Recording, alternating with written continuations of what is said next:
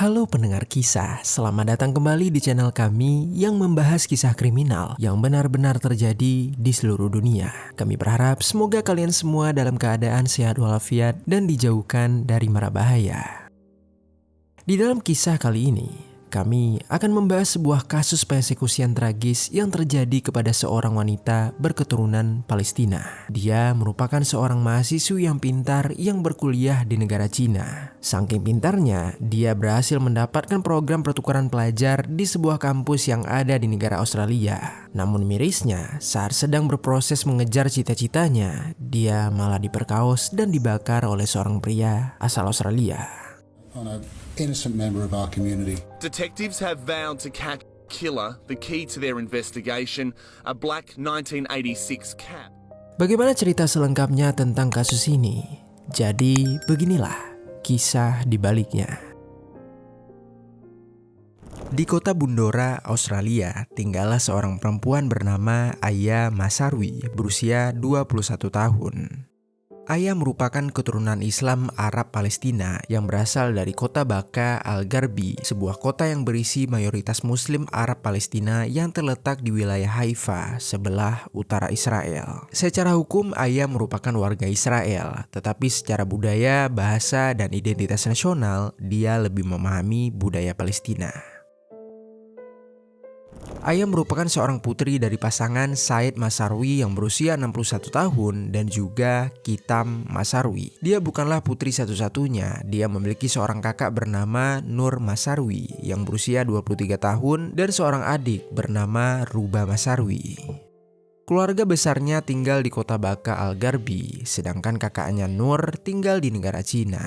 Di mata keluarganya, Aya merupakan seorang gadis yang ceria. Dia selalu tersenyum. Saat keluarganya sedang berkumpul bersama, dia akan melontarkan lelucon-lelucon yang bisa membuat seluruh keluarga tertawa. Selain itu, Aya juga dikenal sebagai gadis yang menyukai tantangan dan petualangan. Dia senang menjelajah tempat baru untuk menemukan pengalaman baru. Tak selesai sampai di situ, bagi keluarganya, Aya juga merupakan putri yang berbakti. Dia memilih untuk berkuliah mengambil jurusan bisnis agar nantinya dia bisa membantu bisnis milik ayahnya. Ayah Aya yaitu Said adalah pemilik dan pengelola sebuah perusahaan bisnis internasional yang berkaitan dengan perdagangan dan juga investasi. Bisnisnya tersebut bahkan sudah sampai ke negara Tiongkok. Dan hal itu jugalah yang kemudian membuat Aya memilih Universitas Shanghai yang ada di Cina sebagai kampus tempatnya menimba ilmu. Di mata teman-temannya, Aya dikenal sebagai seorang wanita yang cerdas dan energik. Dia menguasai setidaknya 3 bahasa, yaitu bahasa Arab, bahasa Ibrani, dan juga bahasa Mandarin. Selain itu, Aya juga dikenal ramah dan juga pintar. Teman-temannya merasa senang mengobrol dengan Aya karena Aya ini mengetahui banyak hal dan tak pernah kehabisan bahan pembicaraan. Kemudian singkat cerita, pada bulan Agustus tahun 2018, Aya mengikuti program pertukaran pelajar sebagai bagian dari studinya di Universitas Shanghai. Saat itu dia memutuskan negara Australia sebagai pilihannya. Dia merasa jika dia memilih negara Australia, dia bisa mengembangkan kemampuan berbahasa Inggrisnya. Selain itu, dia juga merasa kalau negara Australia tersebut merupakan negara yang aman bagi wanita. Dia pun berangkat ke kota Bundora dan memulai program pertukaran pelajarnya di La Trobe University. Lalu, di sisi lain masih di kota yang sama, tinggallah seorang lelaki bernama Cody Herman yang berusia 21 tahun. Cody merupakan warga asli Australia yang lahir dan besar di sana. Namun berbeda dengan Aya, dia memiliki masa kecil yang rumit dan menyedihkan. Cody lahir di dalam keluarga yang tidak harmonis. Ayahnya adalah seorang pecandu alkohol dan obat-obatan terlarang. Saat di usianya masih 1 tahun, ibu Cody meninggalkan Cody di sebuah panti asuhan. Saat masih kecil, Cody sempat diadopsi. Sayangnya, orang tua yang mengadopsi Cody sama tidak bertanggung jawabnya dengan orang tua kandung Cody. Kedua orang tua angkat Cody sering bertengkar dan tidak mengurus dirinya. Karena tidak diurus dengan benar, Cody sampai terkena penyakit kulit dan juga beberapa giginya menjadi busuk. Hal itu akhirnya membuat Cody merasa tidak percaya diri. Dia tumbuh menjadi anak yang pendiam dan kesulitan untuk bersosialisasi. Kemudian, ketika dirinya akhirnya diadopsi oleh orang tua yang bertanggung jawab, Cody saat itu telah merasa kesulitan untuk menyesuaikan diri. Dia sudah memiliki kebiasaan buruk, sering bersikap kasar seperti memukul dan menggigit. Hal ini membuatnya kesulitan beradaptasi dengan keluarga barunya. Kemudian di usianya yang sudah 21 tahun, Cody tak memiliki rumah tetap dan hidup serampangan. Dia kecanduan minuman beralkohol serta obat-obatan terlarang. Tak hanya itu, Cody juga memendam kemarahan yang sangat besar terhadap setiap perempuan. Hal ini karena dia merasa kalau dirinya telah diabaikan oleh ibu kandung dan juga ibu angkatnya ketika masih kecil. Pengabaian itu seketika membuat masa kecilnya menderita. Cody seringkali melampiaskan rasa marahnya itu kepada perempuan secara umum, khususnya pada perempuan muda yang mandiri. Kemarahan ini juga kerap kali dia ungkapkan melalui media sosialnya. Cody memiliki sebuah akun YouTube yang bernama MC Codys, di mana dia mengupload video dirinya melakukan nyanyian rap dengan lirik provokatif dan penuh dengan ancaman kekerasan. Lalu, Cody dan Aya tak saling mengenal. Namun, Cody sering melihat Aya di dekat stasiun Kota Bundora. Seorang gadis muda dan cantik berjalan seorang diri dengan penuh kepercayaan diri. Hal itu membuat Cody merasa tertarik kepadanya. Kebenciannya pada perempuan muda yang mandiri membuat Cody ingin tahu lebih jauh tentang gadis itu. Untuk memenuhi rasa penasarannya, Cody pernah mengikuti Aya sampai ke rumahnya, bahkan mencoba untuk masuk ke dalam rumah Aya. Tetapi untungnya upaya tersebut gagal dilakukan oleh Cody. Namun ternyata upaya ini diikuti keinginan lebih kuat untuk mendekati dan menyakiti Aya. Cody menunggu waktu yang tepat untuk melaksanakan keinginan terdalamnya itu. Singkat cerita, pada tanggal 16 Januari tahun 2019, Aya pergi menonton sebuah acara komedi yang diadakan di sebuah klub yang bernama The Comet Lounge yang terletak di kota Melbourne Utara. Aya menonton acara itu dengan tujuan untuk memperlancar bahasa Inggrisnya, karena semakin banyak ia mendengar percakapan dalam bahasa Inggris dan semakin banyak dia berinteraksi langsung menggunakan bahasa Inggris, maka kemampuan bahasa Inggrisnya akan meningkat. Setelah acara selesai, Aya pun pulang ke rumahnya di kota Bandora. Dari klub The Comet Lounge, dia berjalan ke sebuah halte kereta tram yang terletak di Bourke Street. Di sana dia menaiki tram rute 86 yang menuju kota Bandora. Sekedar informasi, tram ini adalah sistem transportasi rel perkotaan yang menggunakan kereta ringan yang berjalan di atas rel yang dipasang di jalan. Kemudian, sekitar pukul 12:10 tengah malam, Aya turun di sebuah halte yang terletak di persimpangan Plenty Road dan Main Drive, kota Bandora. Dari sana dia masih harus berjalan sekitar 1 km untuk sampai ke kediamannya. Dalam perjalanan itu, Aya menelpon saudara perempuannya yaitu Ruba. Aya merasa lebih aman jika dia berjalan pulang di malam hari sambil berbicara dengan saudara perempuannya. Lalu di sisi lain, masih di saat yang sama, Cody sudah melihat Aya turun dari sebuah tram. Melihat Aya berjalan di malam hari seorang diri membuat Cody berpikir bahwa ini adalah kesempatan bagi dirinya. Namun, karena masih banyak orang di halte tram itu, dia pun berbalik dan mencari jalan memutar supaya dia bisa mencegat Aya di jalan yang sepi. Aya berjalan di jalan yang gelap sambil menunggu saudaranya mengangkat telepon. Namun, tiba-tiba saja dia merasakan kalau ada seseorang yang mengikutinya dari belakang. Dia pun menengok ke arah belakang dan benar saja, seorang pria sudah berdiri di dekatnya. Saat itu ternyata kakak Aya sudah mengangkat telepon. Namun Aya tidak menyadarinya. Aya yang kaget melihat seorang pria asing di belakangnya, dia pun langsung berteriak dan lari menjauh dari pria tersebut. Pria tersebut adalah Cody. Cody tidak berhenti dan ikut berlari menyusul Aya. Dia menggenggam sebuah pipa besi yang ada di tangannya. Ketika dirinya sudah mendekat dengan Aya, Cody pun langsung melayangkan sebuah pipa besi untuk memukuli kepala Aya. Satu pukulan mengenai Aya dan dia pun langsung jatuh terduduk. Handphonenya juga terlempar. Namun ketika itu Aya masih tersadar. Melihat Aya di bawahnya, tanpa ragu Cody kembali mengangkat pipa besinya untuk memukuli Aya kembali. Sebelum pukulan kedua itu mengenai kepala Aya, Aya sempat meneriaki Cody dengan menggunakan bahasa Arab. Namun teriakan itu tak mempengaruhi Cody. Dia tetap memukul kepala Aya dan membuat Aya sepenuhnya tergeletak di atas tanah. Secara total, Cody memukuli ayah sebanyak 4 pukulan, hingga ayah pun seketika kehilangan kesadarannya. Dan ternyata, semua kejadian itu terdengar oleh saudara perempuan ayah, yaitu Ruba. Ruba di balik telepon seketika langsung panik. Begitu panggilan telepon terputus, dia terus-menerus menghubungi ayah. Namun panggilan tersebut sama sekali tak terjawab. Lalu Cody yang sudah berhasil membuat ayah kehilangan kesadaran, dia pun langsung menyeret tubuh ayah untuk dibawa ke belakang pagar tanaman yang ada di dekat tempat tersebut. Setelah itu, tanpa ragu, Cody pun langsung melucuti pakaian ayah dan melakukan perbuatan tidak senonoh kepada ayah.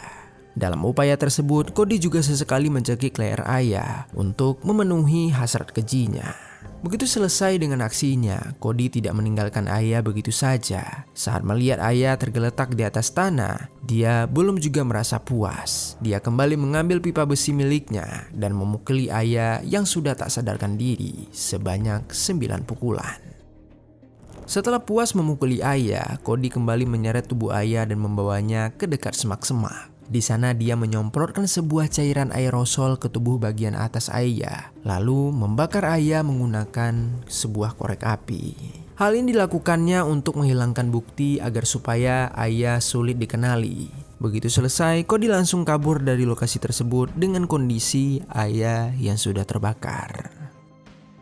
Kemudian di sisi lain, di saat yang bersamaan, keluarga ayah merasa panik karena tak bisa menghubungi ayah. Mereka pun mencoba menghubungi polisi kota Bandora dan melaporkan tentang ayah. Namun sayangnya, polisi kesulitan untuk menemukan lokasi keberadaan ayah. Mereka pun terlambat dan tak bisa menyelamatkan ayah.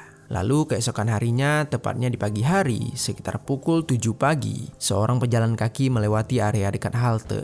Saat berjalan, orang itu melihat sesuatu yang tampak seperti tubuh manusia yang sudah setengah hangus. Dia pun langsung mendekati objek itu untuk memastikan apakah itu benar-benar sesosok jasad. Saat menyadari objek itu adalah manusia, dia pun langsung menelpon pihak kepolisian.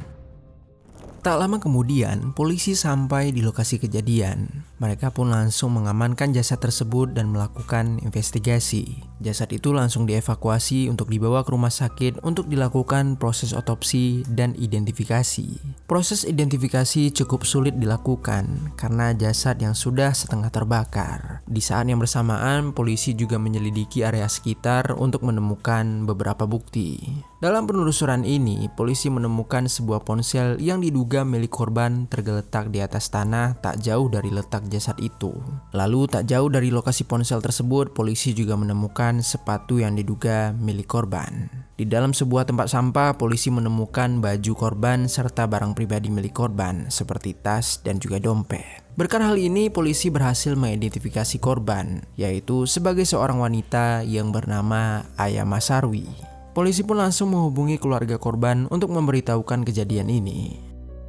Tak hanya menemukan barang-barang pribadi yang diduga milik korban, polisi juga menemukan beberapa barang yang diduga milik pelaku, yaitu sebuah topi yang bertulisan 1986 dan juga sebuah kaos. Kedua bukti ini ditemukan sekitar 100 meter dari lokasi korban. Tak selesai sampai di situ, polisi juga mengetahui senjata yang digunakan pelaku, yaitu sebuah pipa besi dan semprotan aerosol. Selain mengumpulkan barang bukti, polisi juga mengumpulkan rekaman CCTV di sekitar area tersebut. Dari rekaman CCTV ini, polisi mendapatkan seorang pria mencurigakan mengikuti Aya saat dia turun dari halte kereta tram. Polisi pun langsung mencari keberadaan lelaki tersebut yang kemudian berhasil diidentifikasi sebagai Cody Herman. Barang-barang yang sudah ditemukan juga langsung dianalisis. Dalam analisis ini, polisi mendapatkan sidik jari di barang-barang yang diduga milik pelaku. Dari tubuh Aya, pihak forensik juga menemukan cairan pria yang terdapat di bagian vitalnya. Polisi pun langsung mencocokkan sidik jari yang mereka temukan dengan milik Cody dan juga DNA di cairan pria dengan DNA milik Cody. Hal ini bisa mereka lakukan karena data Cody sudah ada di megadata kepolisian karena sebelumnya Cody pernah melakukan suatu pelanggaran ringan. Hasil analisis ini menunjukkan data sidik jari dan DNA milik Cody cocok dengan yang ditemukan oleh pihak kepolisian. Tanpa berlama lagi, polisi pun langsung mencari di mana keberadaan Cody untuk segera menangkapnya. Lalu pada tanggal 18 Januari tahun 2019, polisi berhasil menangkap Cody. Polisi langsung membawanya untuk segera diperiksa. Pada pemeriksaan itu, awalnya Cody menyangkal semua tuduhan polisi. Namun setelah polisi memaparkan bukti-bukti yang sudah mereka temukan, dia pun akhirnya mengakui segala kejahatannya. Dia mengaku tidak berniat mengeksekusi ayah dan hanya melakukan kejahatan tersebut secara acak karena merasa memiliki kesempatan. Selagi Cody menjalankan proses investigasi, keluarga ayah sampai di negara Australia. Begitu sampai, mereka langsung pergi melihat jasad ayah. Mereka tak kuasa menahan tangis saat mereka melihat jasad ayah yang sudah setengah terbakar. Hati mereka hancur dan patah karena putri yang selalu membuat mereka tersenyum kini sudah tak lagi berbentuk dan tak bisa lagi dikenali. Kedua orang tua ayah hanya bisa saling berpelukan dan menangis, mencoba menguatkan satu sama lain. Lalu setelah proses otopsi selesai, keluarga ayah membawa ayah kembali ke kota Baka Al-Garbi untuk dimakamkan. Pemakaman ayah ramai dikunjungi banyak orang yang sudah mendengar tentang kabar ini. Orang-orang ini datang memberikan penghormatan terakhir untuk ayah sambil berusaha memberikan dukungan kepada keluarganya. Tak hanya ramai dibicarakan di kota Baka Al-Garbi, kasus ini juga ramai dibicarakan di Australia. Para warga khususnya perempuan berkumpul di sekitaran lokasi penemuan jasad ayah. Mereka meletakkan lilin dan karangan bunga di sekitaran sana sebagai bentuk dukungan terhadap keluarga ayah. Mereka berharap pihak berwajib akan mengusut tuntas kasus ini dan memastikan bahwa kasus yang sama tidak akan terulang lagi. Mereka merasa resah dan takut karena merasa kasus ini memperlihatkan ancaman terhadap perempuan secara umum. Mereka berharap polisi akan bekerja lebih giat dan memastikan siapapun itu yang pulang di malam hari bisa sampai di rumah dengan aman. Selagi semua kabar ini menyebar dan dibicarakan, Cody melangsungkan proses peradilannya. Dalam proses peradilan ini, jaksa penuntut mencoba menghukum Cody dengan tuduhan pengeksekusian berencana. Namun hal ini sulit dibuktikan karena Cody mengaku dia lupa di mana dia mendapatkan pipa besi dan semprotan aerosol. Jika jaksa bisa memberikan bukti bahwa kedua senjata itu sudah disiapkan oleh Cody sejak awal, maka dia bisa menuntut Cody atas tuduhan pengeksekusian berencana, sehingga dia akan mendapatkan hukuman yang lebih berat. Namun sayangnya jaksa penuntut tak bisa membuktikan hal tersebut. Kejahatan Cody pun dianggap sebagai kejahatan yang bersifat acak dan tidak terencana. Selain itu, pengacara Cody juga memohon keringanan hukuman kepada hakim, di mana pada tanggal 29 Oktober tahun 2019, pengadilan menetapkan kalau Cody bersalah atas pengeksekusian dan perbuatan asusila. Cody pun diberikan hukuman penjara selama 36 tahun tanpa pembebasan bersyarat selama 30 tahun. Cody telah menerima hukumannya, namun kepergian ayah tak akan bisa diubah atau diputar lagi. Keluarga ayah telah kehilangan salah seorang bintang di dalam keluarga mereka. Mereka tak bisa lagi melihat senyum dari putri yang mereka cintai atau saudara yang mereka kasihi. Meski diliputi kesedihan dan rasa sakit, keluarga ayah tak ingin tenggelam dalam penyesalan dan penderitaan. Ayah-ayah yaitu Said ingin orang-orang mengingat ayah sebagai gadis yang cerdas dan baik hati. Said berharap dia bisa tetap menghidupkan semangat ayah untuk belajar dan menyebarkan kebaikan. Untuk melakukan hal itu, Said meluncurkan sebuah beasiswa medis atas nama ayah, yaitu Ayah Masarwi Memorial Medical Fellowship. Beasiswa ini diberikan kepada seorang dokter asal Palestina dengan harapan bisa membantu para dokter belajar dan nantinya mengabdi untuk Palestina. Said berharap dengan melakukan hal ini dia bisa menghidupkan nilai-nilai perdamaian yang selalu dijunjung tinggi oleh ayah. Untuk itu, mari kita semua doakan semoga ayah dapat beristirahat dalam damai serta semoga kita semua bisa mengambil pelajaran berharga dari kisah ini.